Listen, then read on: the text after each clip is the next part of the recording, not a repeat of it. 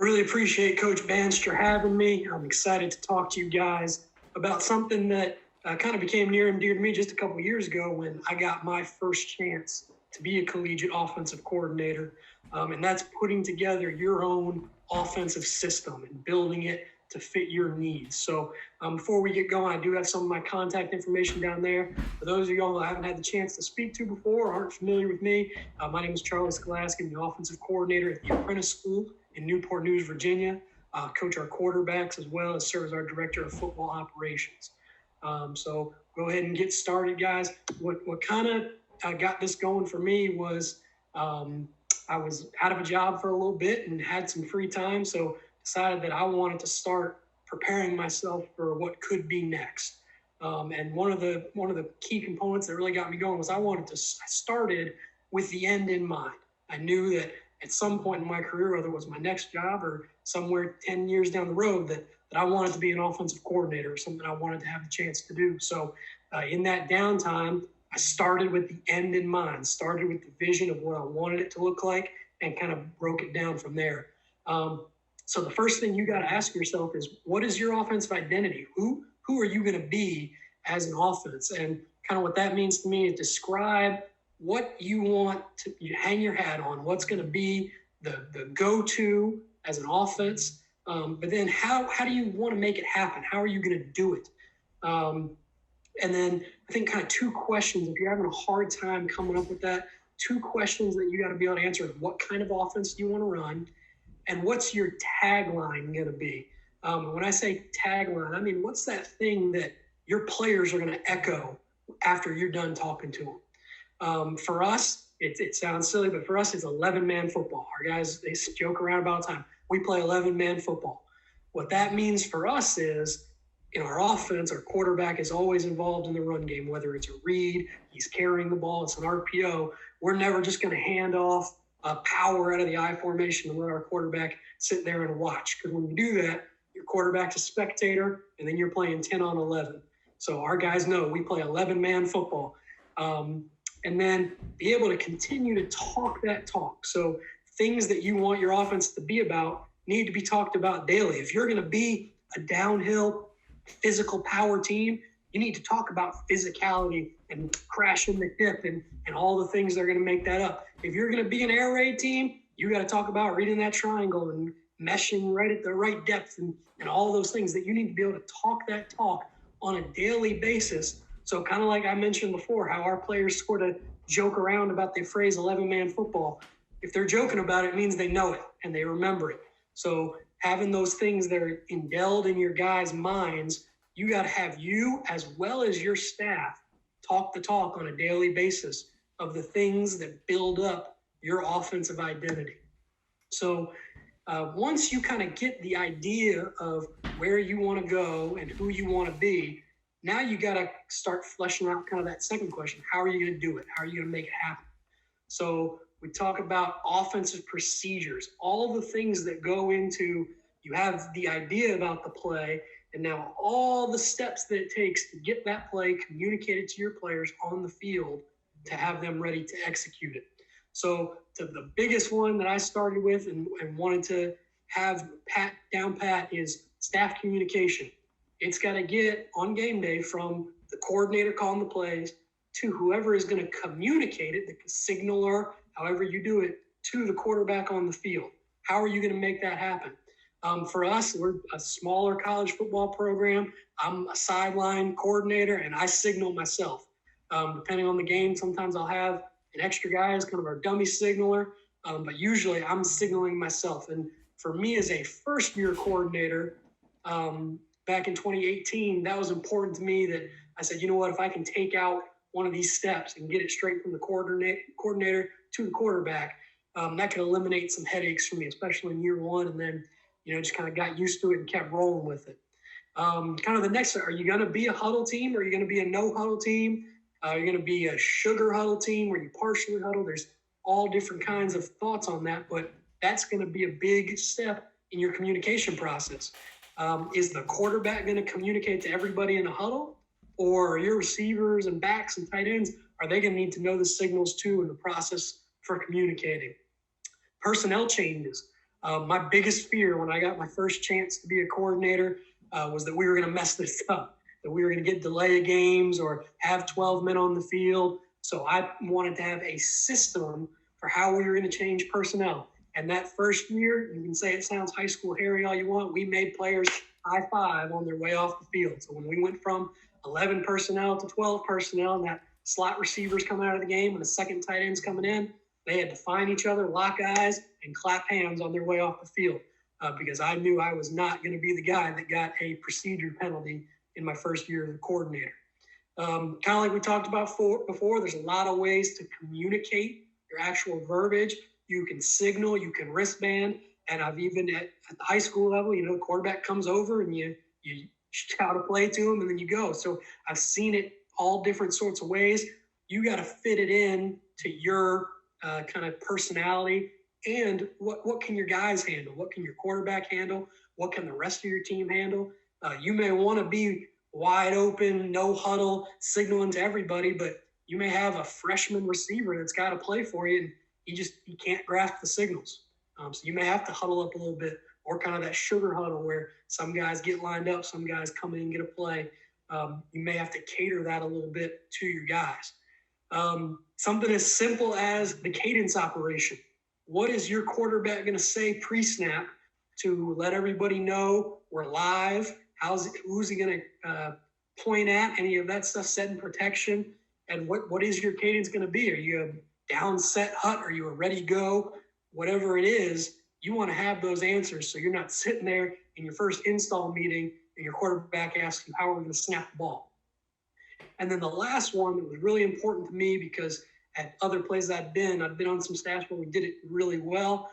I've also been on some staffs where we did it poorly, which is sideline procedure in between drives. So what is our process going to be when our guys come off the field and it's time to make adjustments, make corrections, get things communicated? What are they seeing? What are we seeing up in the press box? So come up with your detailed plan for when your team comes off the field, where are they going to go? For us, I was an on-the-field coordinator, so we had a bench specific for our offensive line, a bench for the 5 skill guys that were in the game, and the quarterback came straight to me. Me and the quarterback on our way over, we walk slowly to the bench. We get our 30, 45 seconds to talk just to each other, and then we go in and we've got the whole offense seated there ready to go. So be able to have those things and have your assistant coaches ready to enforce and make sure those things are happening so that the communication can be streamlined across the board. Next thing is we talked about how you're going to communicate it. Now you got to talk about what needs to be communicated. As you're building your offense, there's all these different pieces that build up an offensive play. So you've got to communicate personnel, who's going to be in the game, formation, how are they going to line up? Is it going to be 2x2, 3x1, 2x1? Strength, how are you going to set your strength? Some people the tight end always sets the strength. Some people, the passing strength sets your strength. You got to be able to answer that question. Your motions, are you going to be a shift in motion kind of team? Or are you going to be pretty stagnant? But at some point, you're going to want a motion, so you need to have that built in. The next one is what we call our code. We're a numbered offense. So the code is either going to be our run concept or our protection, depending on what number that is or how many numbers it is and all that. Concept can be both in the passing game, obviously, and in the run game.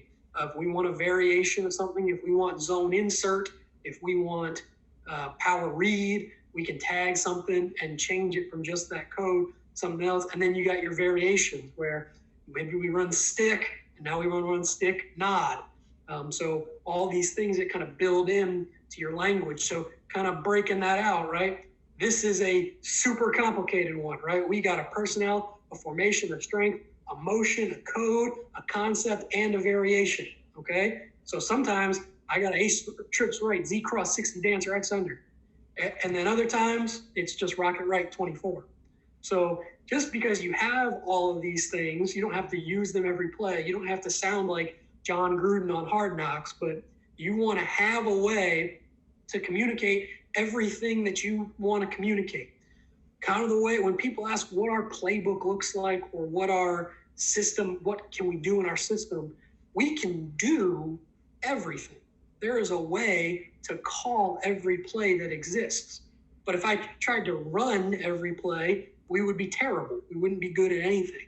So the way I try and describe to people is we got a large kitchen, but a limited menu, right? So we can cook up whatever we want, but not everything's on the menu every game or even every season.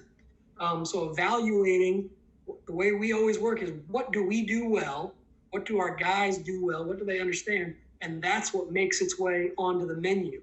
So we can run power and counter and stretch and inside zone and all of these things, but if we're not good at power and counter and stretch, and we are good at zone and outside zone, then that's what's going to end up on the menu, and this rest of the stuff is just going to stay back in the kitchen.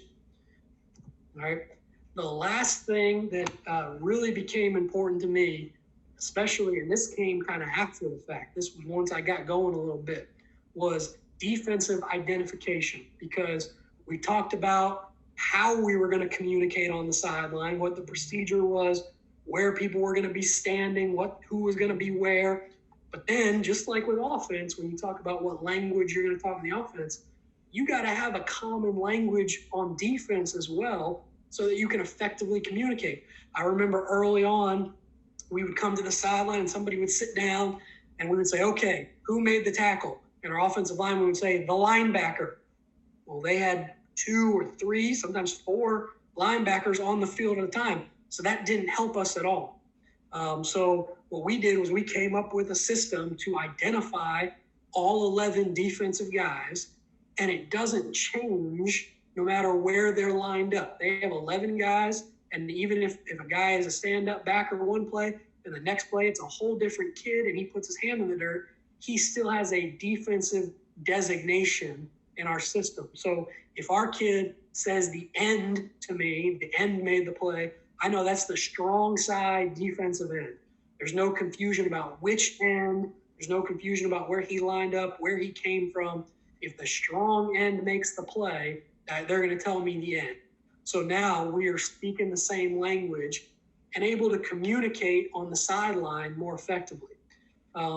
We also name our fronts, name the defensive fronts we're going to see. If we get a 3-technique front side and a shade backside, my interior offensive linemen are going to know to call that an over, and they're going to be able to say that instead of, well, I had a guy here, coach, it was an over. Okay, streamlining the communication, taking advantage of the limited time you have there on the sideline. Same with stunts and blitzes. A lot of the time it's based on our designations that we've given to those defensive players. They're going to tell me Mike plug. They're going to tell me will shoot. And they're going to be able to communicate to me who went where based on the agreed upon designations that we've already talked about as a staff and as a team. Coverage is obviously the easy one. You know, we all have different names for different coverages, but teaching that to your guys, obviously your quarterback will learn those things, but having your receivers, tight ends, and even backs be able to know those things, know who the force defender is, know who the alley player is, know who's playing over the top, so that you can all communicate in a way that, yeah, coach, it was cover 3. So when I ran that curl, the alley player was in my window for a little bit till he buzzed out of there. When you can get your kids speaking that kind of language, can make it streamline everything for you. And then personnel, like we said, we designate the same 11 letters regardless of who's on the field. But if they can tell me that the buck was an outside linebacker this drive instead of a defensive end, now I know, okay, these guys maybe shifted to 3 down, maybe they're 3-4, 3-3 stack. And as we talk as a staff, we can continue to communicate those things. So just kind of in review, the biggest thing is ease of communication.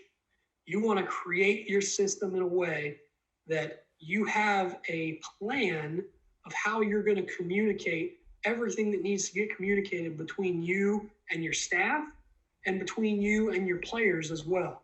The being able to communicate quickly and effectively when the bullets are flying is what makes the teams that are great at in-game and halftime adjustments great. It is all coaches, I think across all levels, they all have good ideas. Everybody has a good plan.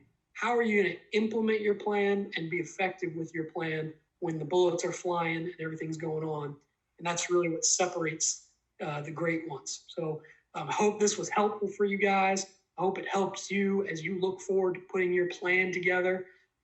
Just as a refresher, my information is all right here. Twitter is usually the best way to get in contact with me. Also, our email addresses are all there on our website. Just as a shameless plug, obviously, because my head coach is going to watch this at some point, I'm going to get fired if I don't do a little bit of recruiting on here. So for those of you who have not heard of the Apprentice School, we are without a doubt the most unique school in the country.